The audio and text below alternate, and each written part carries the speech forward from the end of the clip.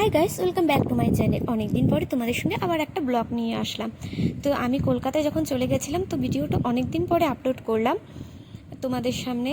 তো আমি আর বড় মা মিলে চলে যাচ্ছে কলকাতায়। তো মা আমাদেরকে আগানোর জন্য এসেছিলো। তো আমরা নিউ আলিপুর স্টেশন থেকে উঠেছিলাম।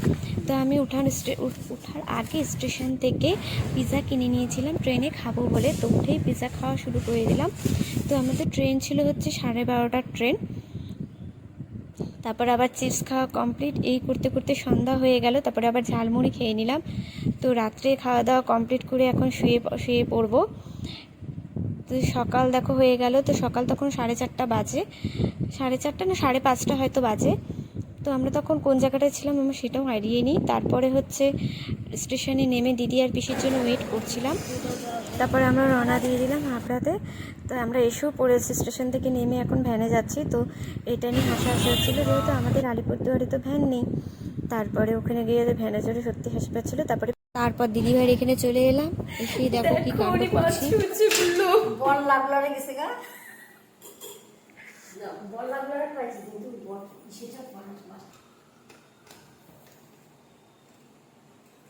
মারো পিসি মারো জোরসে বলো। পিসি আমাকে ভয় দেখাচ্ছিল সেই লাঠিটা দিয়ে।